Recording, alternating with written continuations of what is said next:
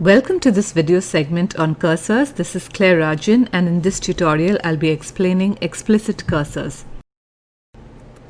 I introduced the concept of cursors in my earlier tutorial with implicit cursors.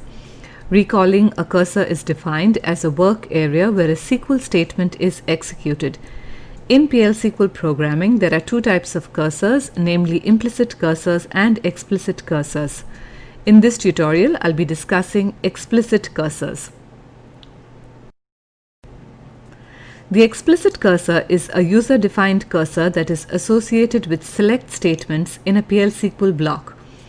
If you write a select statement that will return more than a single row, then you will have to use an explicit cursor in the program. The explicit cursor allows you to manipulate each row returned by the select statement.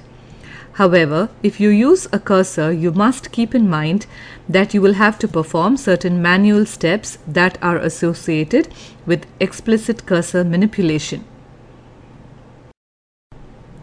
To understand the behavior and the use of the explicit cursor, I'll be using the help of a PL SQL program. Now, before we do that, let's have a look at some data in the employees table. Now, there are four columns: EMPNO, which is the employee number, ENAME, the employee's name, salary, which is the salary of the employee, and DPTNO, the department number the employee belongs to. There are three rows in the table. Notice that there are two employees who belong to department number 20. Now, consider the PL SQL block that has been written to display the names of the employees in department 20.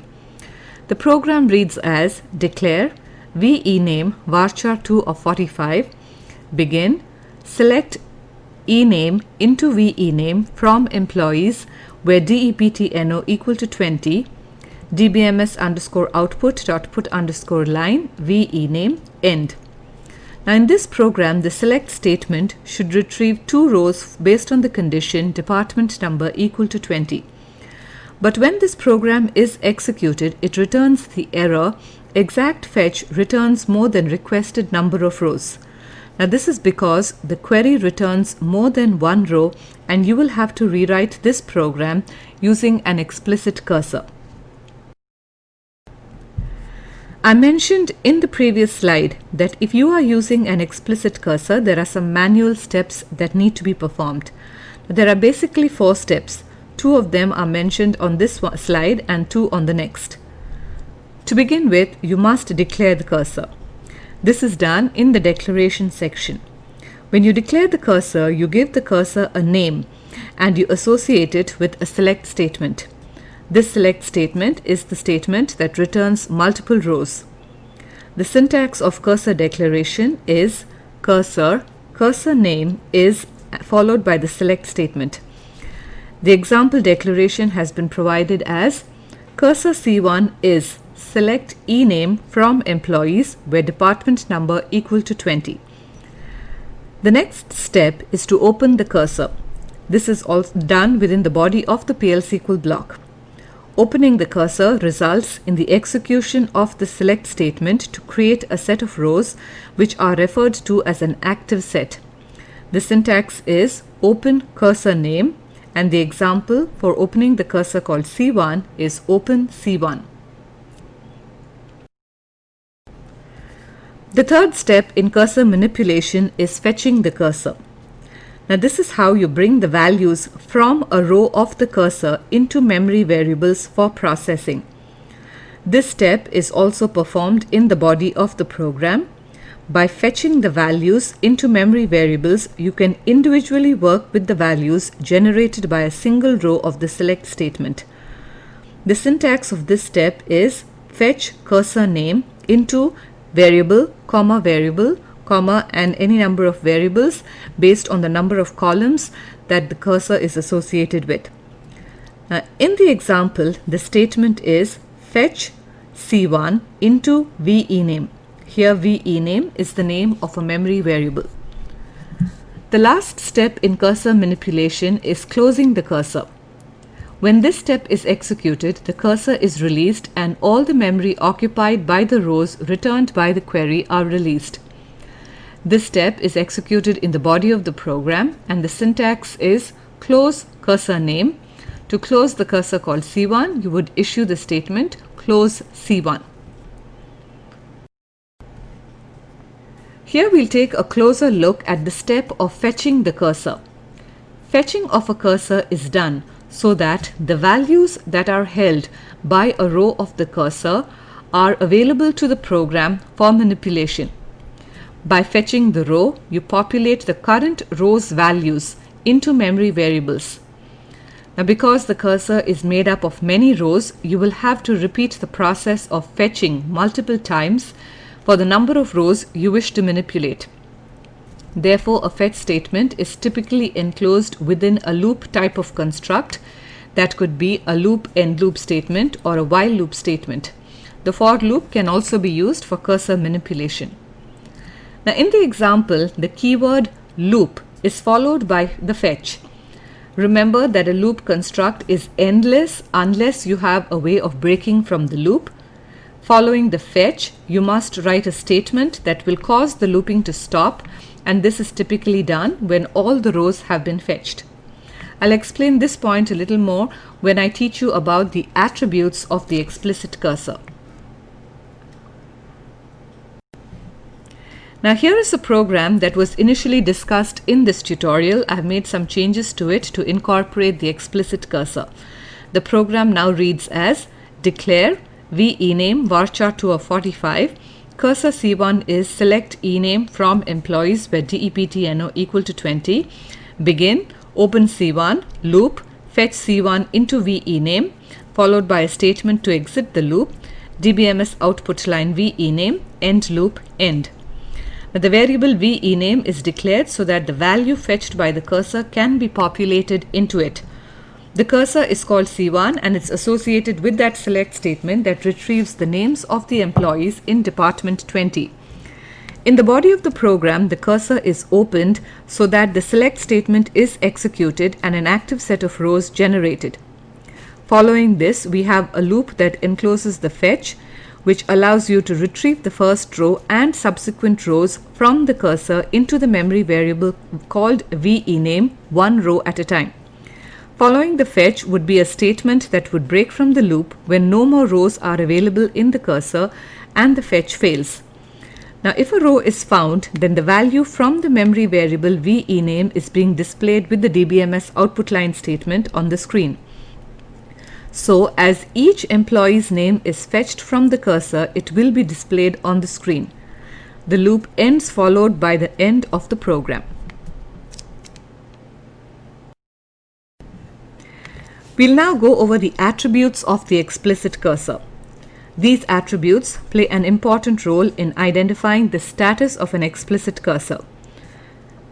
There are four important attributes: %is open, %found, %not found, and %row count. The syntax is cursor name followed by the attribute, so that the attribute %found for a cursor called C1 would be C1% found.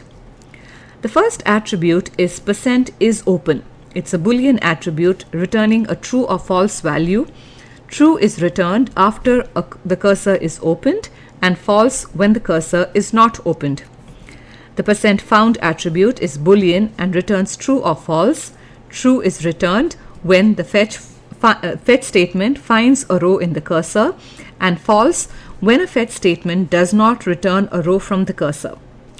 The %not found attribute is Boolean and returns true or false.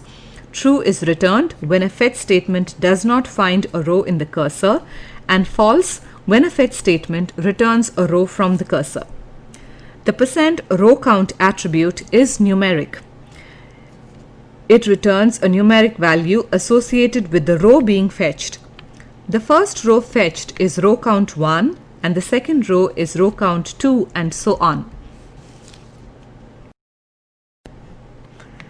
Now, this example program shows you the use of the isOpen attribute. The first part is the same, where the variable v-ename is declared and the cursor C1 is also declared. However, the open statement is now part of an if condition. The if condition checks to see if the cursor is already open or not. It will open C1 only when the not is open is true. and the rest of the program is the same as I've discussed before.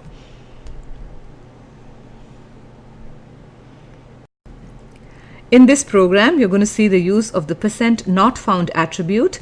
This is the attribute that is very useful to break from the loop that the fetch is written in. Notice the statement immediately following the fetch is exit when C1% not found. When there are no more rows in the cursor, the fetch will fail and the %NotFound attribute will become true. And that is when you might want to break or exit from the loop.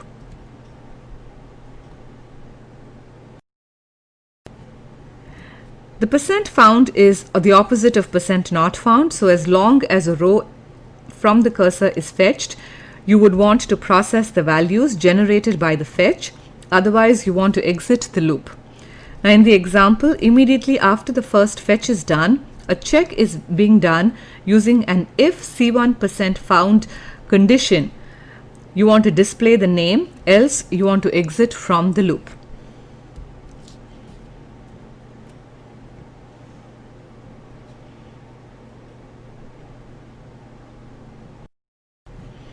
Now here is a program that shows you the usage of the %RowCount attribute.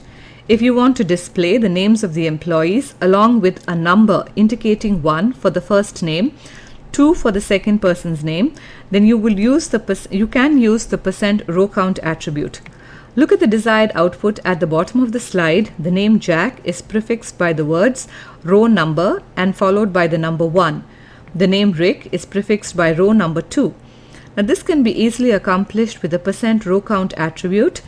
In the DBMS output line statement that is displaying the name, a reference to C1% row count is being made, and the statement now reads as dbms_output.put_line open parentheses and within single quotes row number : close single quote double pipe C1% row count double pipe the colon inside single quotes double piped with the name of the variable VE name.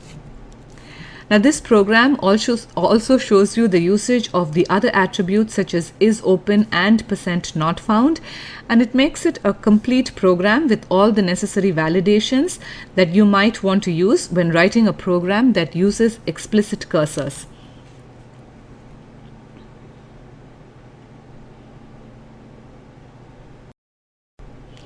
Now here is a program for you to try that uses an explicit cursor. You must write a PL SQL block that will retrieve the names and the salaries of the employees who earn a salary greater than 4,500. The program should display the name of the employee and their salary. Use a cursor called empcur and the %NotFound attribute to ensure that processing stops after all the rows from the cursor have been fetched. Now you can pause this video for just a few moments if you wish to try it, as the solution is on the next slide.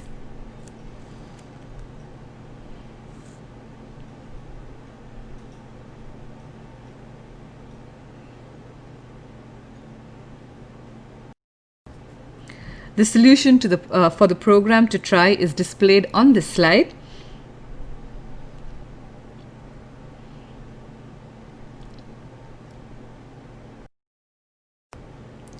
I hope you have found this tutorial useful. For more videos, tutorials and articles related to Oracle topics, you can look at the oraclecoach.com website.